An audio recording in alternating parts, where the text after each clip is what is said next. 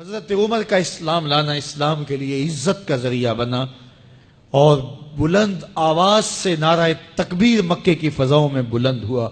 40 مسلمان جب ہو گئے تو پھر میرے رب نے کہا یا ایھا النبی حسبک اللہ، اے نبی تمہارے لیے اللہ کافی ہے، ومن اتبعک من المؤمنین، اور تمہارے لیے اہل ایمان کافی ہیں۔ حضور علیہ السلام کے حوالے سے ان کی حساسیت اور ان کا جوش و جذبہ اور ان کی غیرت ایمانی دیدنی تھی۔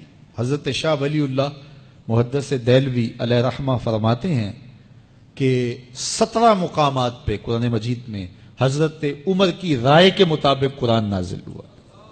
یہ اللہ نے حضرت عمر کو شان عطا فرمائی۔ اور پھر جب حضور علیہ السلام کے وصال کے بعد حضرت عمر سیدنا صدیق اکبر کے وصال کے بعد بھی تخت خلافت پہ بیٹھے، 22,55,000 مربع میل پہ آپ کی حکومت کی حدود پھیل گئی، اور حضرت عمر کی حکومت صرف انسانوں پر نہیں تھی، عمر کی حکومت پانیوں پر بھی تھی، عمر کی حکومت آگ پر بھی تھی، عمر کی حکومت ہواؤں پر بھی تھی، اور عمر کی حکومت دھرتی پر مٹی پر بھی تھی۔ آپ جانتے ہیں کہ مصر کے گورنر نے لکھا کہ یہاں تو عجیب کہانیاں ہیں۔ کیا ہوا؟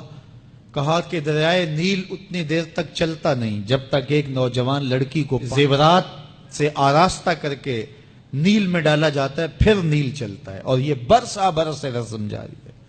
تو حضرت عمر کے پاس جب یہ پیغام پہنچتا ہے تو حضرت عمر نیل کو خط لکھ رہے ہیں، بسم اللہ الرحمن الرحیم، مصر کے نیل کے نام عمر کا خط، اور آگے لکھتے ہیں اے نیل اگر تو اللہ کے حکم سے چلتا ہے تو چل، ورنہ تیری کوئی ضرورت نہیں ہے۔ اور رکا لکھ کر کاسد کو دیا، جا کے یہ دریائے نیل میں ڈال دو۔ اللہ اکبر، جن کے رکے دریا بھی مانتے ہیں، پانیوں پر بھی حکومت ہے۔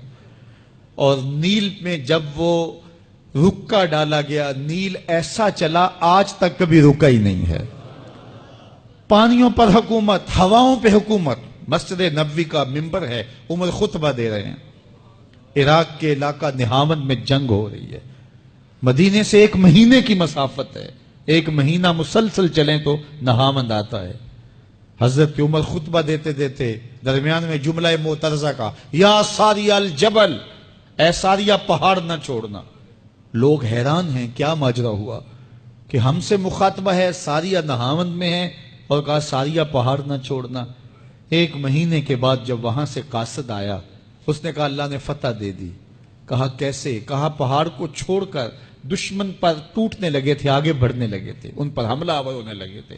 اچانک عمر کی آواز آتی، پہاڑ کو نہیں چھوڑنا، کیونکہ اگر ہم پہاڑ کو چھوڑ دیتے دشمن پیچھے سے حملہ آور ہونے کے لیے تیار کھڑا تھا۔ تو کہا بس ہم پہاڑ کو اپنی پشت پہ پھیر رکھا، اور اللہ نے اسی دن ہمیں فتح عطا کر۔ ہوائیں بھی ان کا پیغام پہنچاتی ہیں، پانی بھی ان کا حکم مانتے ہیں۔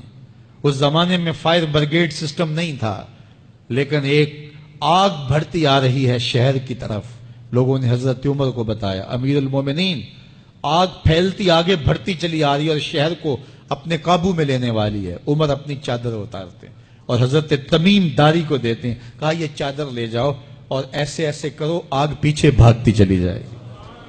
تو چادر ہلاتے جاتے ہیں حضرت تمیم داری، اور آگ پیچھے بھاگتی چلی جاتی۔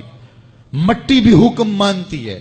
ایک لونڈی کھڑی رو رہی ہے راستے میں، کہا تجھے کیا ہوا؟ کہا ٹھوکر لگی، میرا تیل زمین میں بہہ گیا، میری مالکہ بڑی سخت ہے، وہ مجھے کہے گی تم نے یہ کیا کیا۔ عمر درہ زمین پہ مارتے ہیں، فر الارض الم عادل علیک، زمین عمر نے تیری چھاتی پہ عدل نہیں کیا؟ تو عمر کے ہوتے ہوئے اس کا تیل پی جائے؟ زمین تیل باہر نکال دیتی ہیں، فرماتے ہیں ڈال لے اپنے برتن میں۔ تو یہ عمر کے ان کا حکم مٹی بھی مانتی ہے، ان کا حکم ہوائیں بھی مانتی ہیں، دریا بھی مانتے ہیں، ان کا حکم پانی اور آگ بھی مانتی ہے۔ وہ عمر، میرے حضور فرماتے ہیں ان الشیطان یفر من ذل عمر، میرا عمر وہ ہے جس کے سائے کو دیکھ کے شیطان بھی بھاگ جاتا ہے۔